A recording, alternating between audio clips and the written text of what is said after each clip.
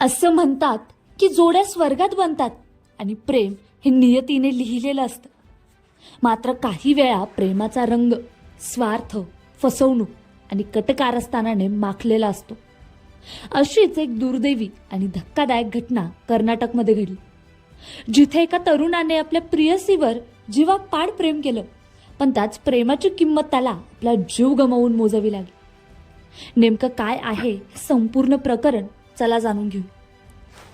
तर शेरोन राज हा केरळमधील परसाला येथे राहत होता. तो BSc रेडिओलॉजीच्या अंतिम वर्षात शिकत होता. एक दिवस त्याच्या आयुष्यात ग्रीष्मा, जी कन्याकुमारीतली PG साहित्यात शिक्षण घेणारी मुलगी, त्याच्या आयुष्यात आली. दोघांचं नातं गहिरं झालं आणि शेरोनने ग्रीष्मासोबत आयुष्यभर एकत्र राहण्याची स्वप्न रंगवली. पण ग्रीष्माच्या मनात काहीतरी वेगळंच होतं. प्रेमळ दिसणारी ग्रीष्मा तिच्या मनात शेरोनसाठी दुसरीच योजना होती. ग्रीष्मा ही शेरोनसोबत राहू तर लागली, पण त्यानंतर तिचं लग्न दुसऱ्या व्यक्तीसोबत ठरलं आणि तिलाही तो व्यक्ती आवडला. पण तिने शेरोनला हे न सांगता त्याला अंधारातच ठेवलं. शेरोनचा तिच्यावर विश्वास होता.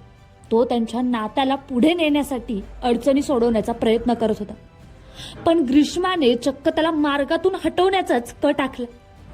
या कटामध्ये तिला तिच्या मामाने सुद्धा पाठिंबा दिला. एक दिवस शेरोन आपल्या प्रेयसीच्या घरच्यांना मनवण्यासाठी तिच्या घरी गेला. तिथे ग्रीष्माने त्याला विषारी पेय दिलं. शेरोनला त्यानंतर अस्वस्थ वाटू लागले.